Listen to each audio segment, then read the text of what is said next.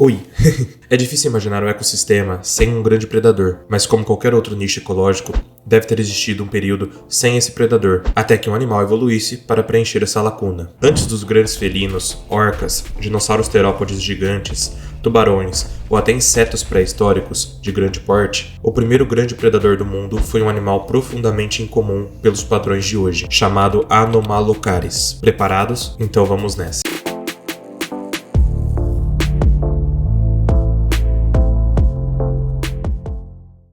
Na maioria das vezes, um fóssil é um animal ou planta impresso nas rochas, oferecendo apenas uma ideia do tempo de onde vieram. No entanto, devido a desastres ou outros fenômenos naturais, de vez em quando, habitats inteiros podem ser preservados, e é o que aconteceu nas montanhas rochosas do Canadá, onde foram encontrados restos de um antigo ecossistema subaquático, não muito diferente dos ecossistemas atuais, mas os animais que o ocupavam não poderiam ser mais diferentes. Um dos lados da montanha canadense é coberto por um mosaico de criaturas antigas, conhecido como a Formação de Xisto de Burgess, oferecendo uma visão única do período cambriano, há 500 milhões de anos atrás, 2 vezes mais antigo que o dinossauro mais velho já registrado. Com paisagens consideravelmente mais antigas, o mundo terrestre naquela época provavelmente estava completamente desprovido de vegetação, apenas com plantas muito simples, como musgos, embora não haja evidências concretas disso. O oxigênio na atmosfera não era estável,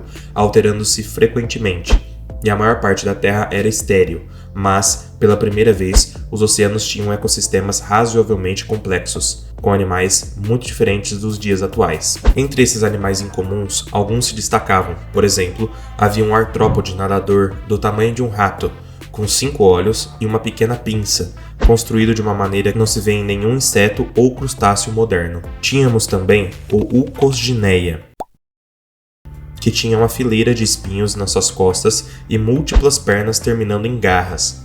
A pré-história tem muitos exemplos de animais estranhos, mas o que diferenciava esse período cambriano é que quase todos os animais que tinham características e formas estranhas não foram vistos desde então. A relação desses animais com animais modernos, ou mesmo com outros animais pré-históricos, é desconhecida ou controversa, o que faz os cientistas pensarem o que pode ter ocorrido para a evolução ter tomado caminhos tão distantes. As únicas criaturas remotamente reconhecíveis que viveram nessa época e que não têm uma linhagem controversa, os trilobitas, que, embora não tenham sobrevivido até o presente, sobreviveram além do Cambriano, segundo o registro fóssil, além de um pequeno animal em forma de verme, chamado picaia, que acredita-se ser um ancestral comum muito antigo de todos os vertebrados. O fato das criaturas desse período serem peculiares não é uma grande surpresa, já que um padrão semelhante é observado após extinções em massa, como a que separou este período dos demais, o que gera o surgimento repentino de muitas espécies estranhas, adaptando-se rapidamente para preencher os nichos ecológicos abertos. Desde o início do estudo dessas criaturas bizarras, percebeu-se que elas eram muito pequenas, com a maioria delas menor que 10 centímetros, e muitas possuíam estruturas de defesa, indicando a probabilidade de haver um grande predador neste ecossistema que se alimentava dessas pequenas criaturas. No entanto, por muito tempo, um grande predador não foi descoberto, ou pelo menos era o que se pensava. Fragmentos de Anomalocaris foram descobertos já no final do século XIX, mas foram identificados erroneamente como outros animais. Os primeiros fósseis de Anomalocaris descobertos eram um de seus apêndices bucais, mas foram confundidos com o corpo de um camarão, e outro fóssil pertencente à criatura foi identificado erroneamente também como uma água-viva. Para aumentar o mistério, esses fósseis continuavam sendo descobertos juntos, muitas vezes dispostos da mesma maneira, 2 corpos de camarão sem cabeça e uma água-viva ao lado, repetidamente. Está chegando agora no nosso canal, então inscreva-se, ative as notificações para ficar por dentro de todo o nosso conteúdo e não se esqueça, você pode contribuir com o canal com o botão Valeu, assim seu comentário fica em destaque entre os demais. Muito obrigado a todos que utilizam esse recurso, vocês são importantíssimos para a história aqui do canal. E para você que não pode utilizar essa ferramenta, mas mas está sempre aqui, interagindo, deixando like, comentando e assistindo o vídeo, já vale muito, muito mesmo.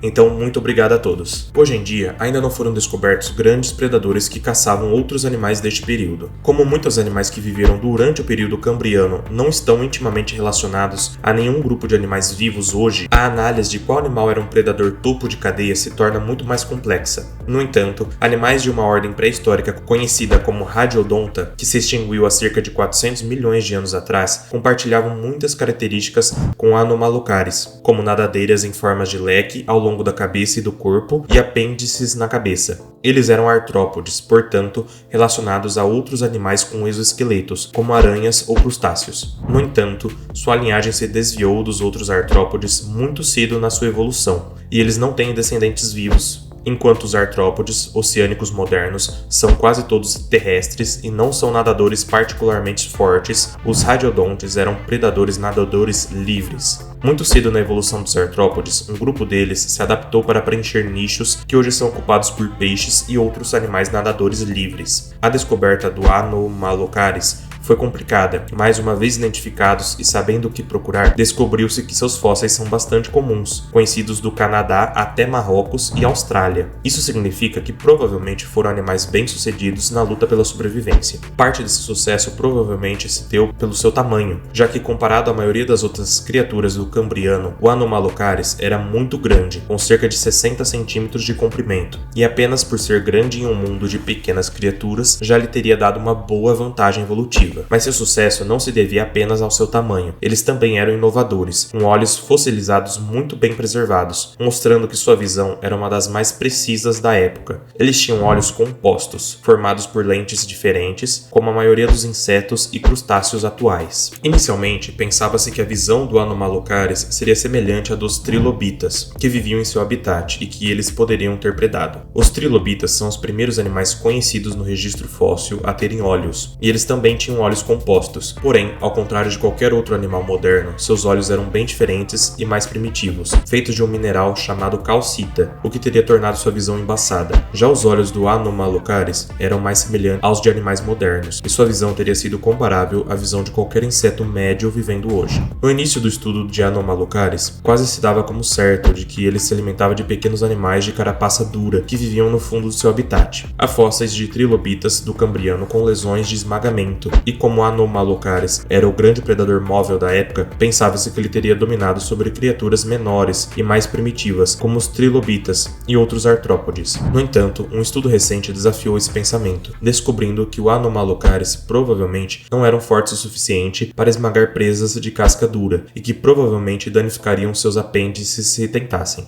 Assim, parece muito mais provável que se alimentassem de presas macias. Levando em consideração essa nova informação e o fato de seus corpos serem muito mais adaptados para a natação livre, foi sugerido que eles na verdade eram mais adaptáveis à perseguição de outros animais nadadores mais altos na coluna d'água, como protopeixes ou águas-vivas. Isso também significa que o Anomalocaris ocupava um nicho um pouco mais refinado e que os ecossistemas da era cambriana podem ter sido mais complexos do que imaginávamos. Até recentemente, pensava-se que os radiodontes se extinguiram no período cambriano. No entanto, em 2014, um fóssil descoberto no Marrocos foi identificado como um radiodonte datado de 480 milhões de anos atrás, em um período conhecido como Ordoviciano, sendo um dos últimos membros sobreviventes do grupo. Foi nomeado Aegirocassis e era muito diferente da maioria dos outros radiodontes. Seus apêndices tinham 5 lóbulos cada, com um pente de finas espinhas anexadas, e acredita-se que eram animais filtradores, usando esses apêndices para se alimentar de plâncton e outras pequenas criaturas. E, como os animais modernos que também se alimentam dessa maneira, esses ancestrais eram realmente grandes, pelo menos em comparação a outros animais da época. O Aegirocassis, meu Deus, tinha cerca de 2 metros de comprimento, tornando-o facilmente o maior de todos os radiodontes e até mesmo o maior animal do início do Ordoviciano. Isso significa que os radiodontes seguiram um padrão evolutivo semelhante aos das baleias, tubarões e arraias-manta, de serem predadores de topo, adaptando-se em animais gigantes filtradores. Como quase todos os animais bizarros que existiam nesse período, o Anomalocaris se extinguiu, e depois que os últimos de seus membros membros da família também se extinguiram, nada como ele viveu desde então, mas o papel de predador de topo continuou ao longo de toda a pré-história. Se você gostou de explorar esse mundo antigo, não deixe de se inscrever no nosso canal e compartilhar esse vídeo com outros amantes da natureza e da história. Fique ligado para mais vídeos incríveis e até a próxima. Tchau!